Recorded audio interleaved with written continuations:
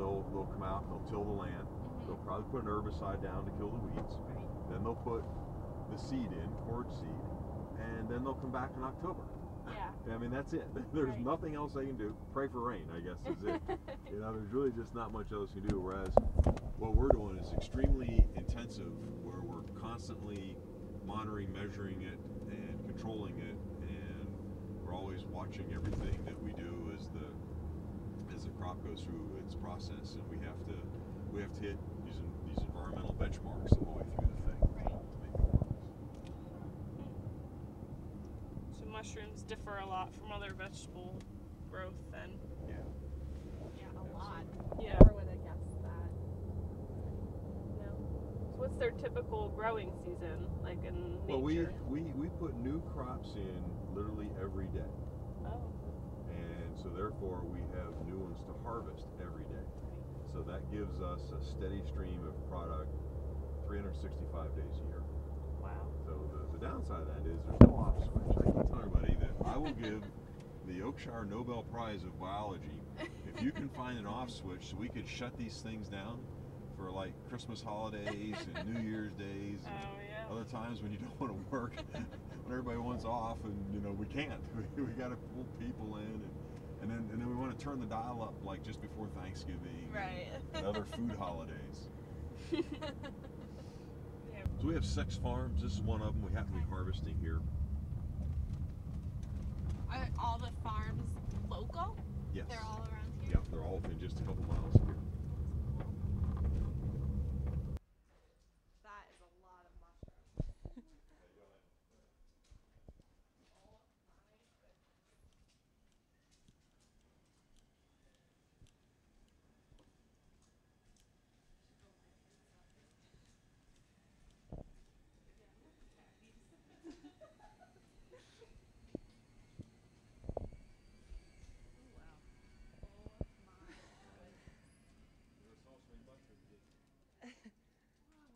Justine, I'm sorry about your shoes. No, don't worry about it.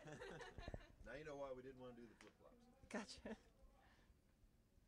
So this is a standard mushroom growing room. It's 8,000 square feet of growing area, and we will harvest 50,000 pounds of mushrooms out of here in the next 2-3 weeks. And this particular one has the Portobello strain in it, so as you can see, they're all brown. And we just watered this; they have a wet kind of look to them. And this is what's called the first break. So the first break is the first flush, the first group of mushrooms that come up. And there's a resting period of a couple days, and then we get a second break, and then a third one. By then, the food value of the compost has been expended, and pretty much got all the food value. So we clean it out, start the process over again. It's, if you had to guess how many mushrooms are in here right now. I don't know. Well, there's 8,000 square feet, so just measure a square foot, and there's what, a couple hundred in that square foot? Yeah. Oh my goodness. So you can multiply that out, and we do that 3 times, right? 3 breaks. So this is just one break. And there's So more. you can see if you look up, you'll see there's an upstairs and a downstairs. Yeah. You Matter said of that fact, you guys, probably one of the coolest pictures is going to be upstairs. Let's go up the steps. Watch your footing; it's very slippery. Okay. You guys produce 2/3 of the USA's mushrooms. In this area, yes. this area. Southeastern Well- Pennsylvania. It's all in 2 counties. I'm not terribly surprised. This particular farm does all Portobello. So here you can see you can just look down the bed and see the scope of the whole thing. My goodness. And lights are maybe a little better lighting for the camera in one of the aisles. Okay. That is a lot. Farming. It's all inside. Yeah, I didn't It's all expect climate that. controlled. I didn't expect it to be inside. It's all inside, all climate controlled. But, right, I mean the amount of stuff So you you have asked, to manipulate. some of your questions when we get to that point are about pesticides, and what you see is the biggest thing we do is we exclude them, we keep them Right. out. We have filters, we have huge filters on the backside. You notice there's plastic over. There's actually a vent there we need earlier in the process. We cover it up so we don't have it. And then at this stage, there's nothing in here, so we're good. We're covered. Basically all natural. Right, and the entire room, you remember I talked about how it heats up? We heat this whole room up to 140 in the early stage which is a pasteurization, so it kills any bugs, pathogens, insects, just anything that could be a problem is killed in that process, and then it's just keeping it clean from that point on. So what is the difference then with the organic line of mushrooms? We use a little chlorine in the water. You might be able to smell it a little bit. And If you can pick it up. regular mushrooms? This water that we're putting on, so it's the exact same thing as in your drinking water. Okay. It's no different. And what does that do? It prevents bacteria from growing on the moist surface of the mushroom and Okay. causing a That spot. makes sense. Because So- consumers don't want to buy a Right, spotted we don't- mushroom. Yeah, Maggie said the same thing yesterday. Yep. That Yeah, we want consumers pretty don't want to. vegetables. Exactly.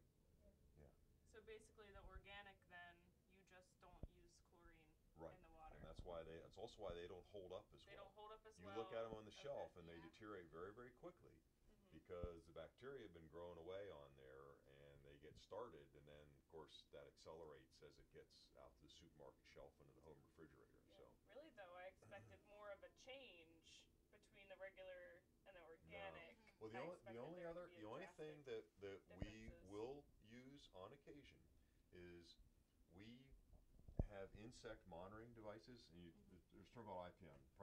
It's integrated pest management. It's real simple. We don't put pesticides down just because somebody decides to do it. You measure potential pests. If you find you have enough that can cause an economic loss, then you may decide to act on it or not. Right. And you use whatever tools you have. If you can use just heat to kill them, then that's fine. And then you don't need a pesticide. The only thing we're using now is a product called Armor, which is actually an insect growth regulator and has a very short shelf life. So it only affects insects, and it's only active for a couple months, and that's the couple months it's here. So even the spent soil when we're done is devoid of it. It's broken down by bacteria, fortunately, but yet it's very effective at killing the larva of an insect if they were able to invade the house early. So in the middle of the summer, we will use some of that. But then we stop doing it when you get the first frost outside. The pressure drops, then we drop immediately, and we measure that every day. So we always do it. So it's an integrated program. If you need it, don't do it. And that's in the compost. It's not up on the mushrooms. So the mushrooms never get exposed to it. That's pretty cool. So when these mushrooms are ready, are they like this size? Yeah, well, they're harvesting next door. That's what you saw when we first okay, walked in the gotcha, door. So they gotcha. get bigger, and you can see down there. There's lots of little divots where they pulled them out. And So they literally just walk and just. yeah, well, they learn to judge it by eye. They've already been through this house. They harvested some mushrooms today in here. So everything here they think will last until tomorrow morning, and then we'll harvest it tomorrow morning. A lot of mushrooms. And this is how many mushrooms there is after they harvested today. Like, Yeah, that's right. Wow. Oh Yeah. my goodness. Yeah, this is early. They probably didn't get more than a couple thousand pounds out here today, but Okay. I'm sorry. That's not a lot. Oh. I'm not For us. impressed. Not Okay, impressed at good. all. Well, you're not supposed to be. Right? Disappointed. Remember, it's supposed to give us 50,000 pounds. So if you only got one or two, you're very early in Yeah. the Well, in, yeah, in the still harvesting early in the curve. day. Well, let's look at these other rooms then. so Yeah, you can see them. definitely.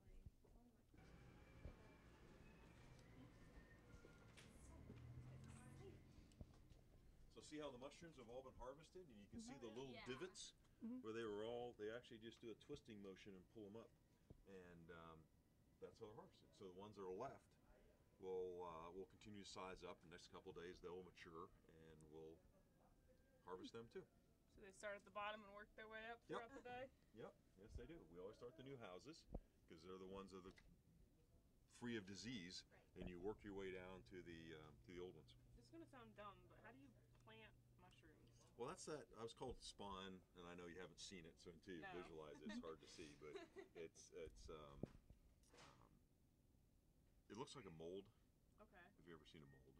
Except we put it on sterilized grain, and that's the food source for it, and then that is what we use to put it in here and spread it around. Yeah. As a matter of fact, let me do one thing here. Here's a good spot. Let me show you something. Oh my goodness. So this is what it looks like inside. This is that straw I described. Smell it. That's a very sweet odor. It does. I'll have to get like a scratch and sniff thing. Yeah. Yeah, it's kind of sweet. Yeah, expect it to I smell wouldn't like So expect that at all. if you look, you can see, and I almost need a better light. do it. Stuck in my Your light. pocket. There we go. If you look, you'll see the individual grains. This little moisture just comes out of it. Yeah. And of course, I'm not seeing any when I'm trying to find one. What are the little? That's just what mycelium does. It actually oozes a little bit of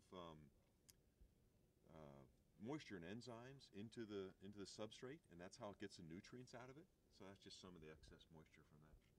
And then if you look up the whole way, you can see now the 2-inch layer of peat moss that goes on top. Wow. And that peat moss is a water reservoir. A mushroom is about 93% moisture. So that's a lot of water. So that's why we're always talking about the water and the humidity and the airflow and the evaporation. So one thing I always tell people, some people they see a little this black stuff in their mushroom package. They think it's remains of horse. And I always point out, no, it's not horse manure. It's the peat moss that we grow.